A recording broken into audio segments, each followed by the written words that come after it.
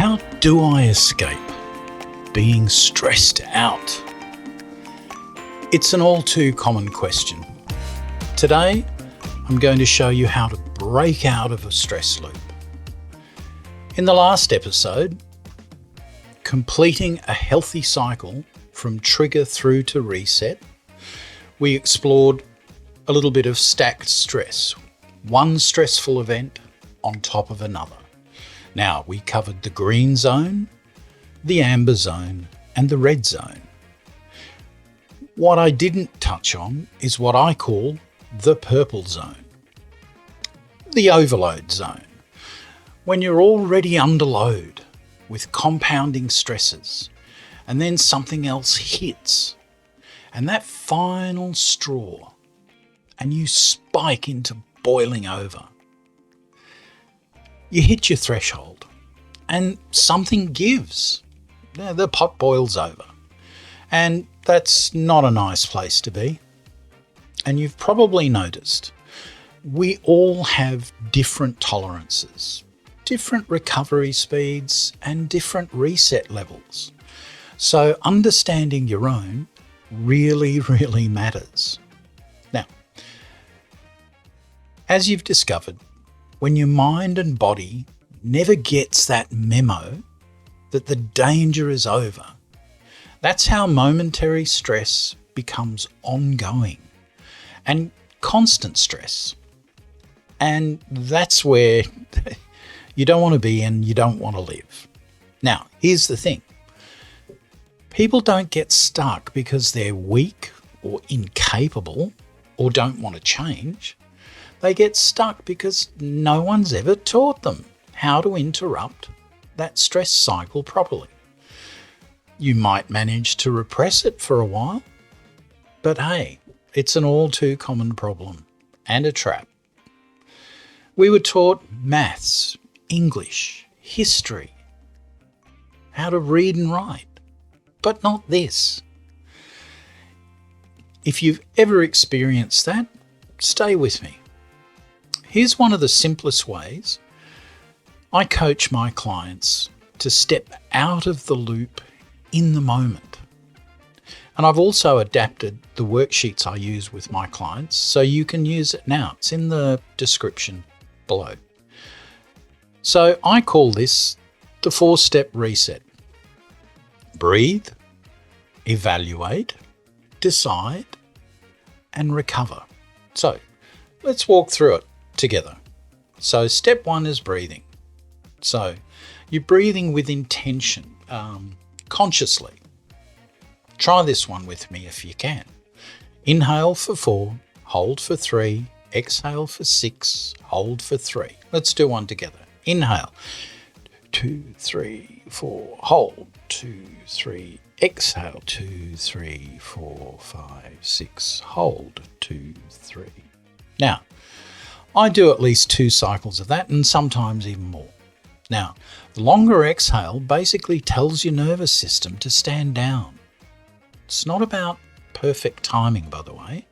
Just make sure that your exhale is longer than your inhale because this activates your parasympathetic neurons. And why does this work? Well, it's simply a pattern interrupt, like an interruption in a conversation. It's a distraction. It pulls your attention away from the problem and back into your body, helping to center you. And the best part is you can do it anywhere and no one will even know. By the way, I do it all the time. Step 2 is to evaluate. Now we bring in clarity. When we're stressed, we often get buried under what I call emotional clutter. A simple example, my garage is an absolute mess. Tools, parts, stuff everywhere. Look, I never seem to make the time for it. And when I get there, I feel like I'm constantly at the fork in the road. When I go in there to sort it out, I just get stuck. I don't know where to start, which path to take. And look, feelings of overwhelm creep in. I feel the emotions rising. And more often than not, they are totally irrational. And what's funny, I know this and I should know better. And this is where decisions start getting driven by emotion and the chemistry that accompanies it, not clarity. So here are 4 simple questions to ask yourself. What will happen if I don't do this? What will happen if I do this? What won't happen if I don't do this? And what won't happen if I do this?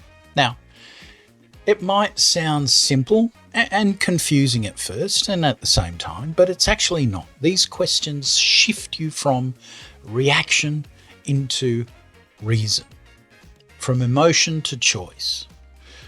Let's take another second to look at the example, right? What will happen if I don't do this? Well, if I don't sort out and tidy up and organise the garage, I'll have to face it again and again. I'll have the same physical and emotional issue, and my wife will keep reminding me how messy it is. What will happen if I do this? Well, if I do it now, the garage will be tidy. What won't happen if I don't do this? Well, if I don't even start on this, I definitely won't have solved the problem. I won't have made any progress. What won't happen if I do this? Well, if I do this now, I won't have to keep thinking about it. And my wife will not have to keep reminding me what a mess it is. And I won't be stumbling over stuff. So basically, standing at that fork in the road, waiting and hoping that the fog clears, achieves nothing, and nothing will change. You don't move, you don't learn, you just stay stuck. So number 3 is to decide. Now you can choose, and not perfectly, not permanently, just consciously. Because you're not trying to make the perfect decision. And you're not trying to make all the decisions all at once. Just a considered one. Because now you've actually done some evaluation. You've got some cleaner and clearer options. Because if you avoid deciding, obviously nothing changes. You just stay stuck. But the moment you actually take a step, even if it's not perfect, the path starts to reveal itself. So don't focus on making exactly the right decision. Just make one. And remember, we're all human. We're not robots. And it's okay to make mistakes. God, I've made lots. However, I just want to pause here for a minute and touch on something that I cover more in the anxiety series, but there's a general belief that if I ignore it, it goes away, which effectively is avoiding to decide. And then you've got no reference point, you're getting no feedback, no direction, no progress, and no momentum.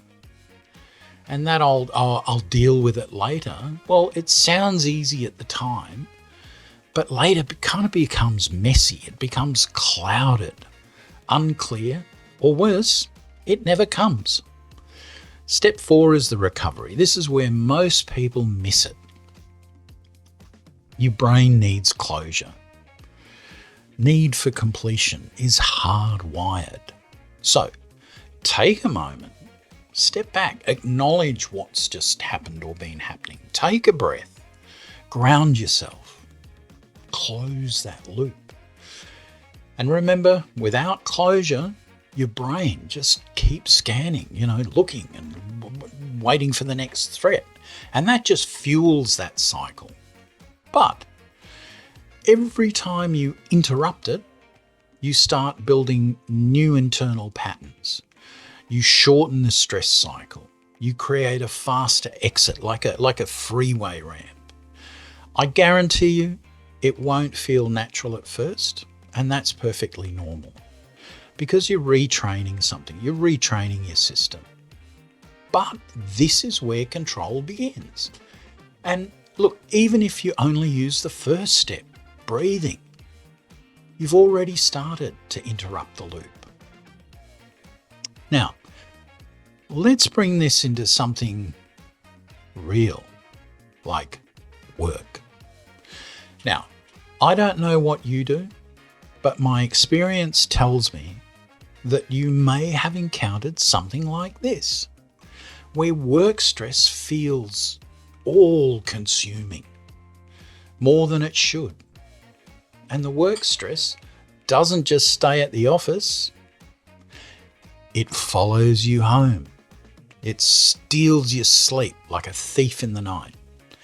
And it seems to make everything heavier. And strangely, it often feels worse than it should. Why? Because work stress isn't about just workload. It's about control, boundaries, and safety. And that's exactly what I'll cover next. I'll see you there in a second.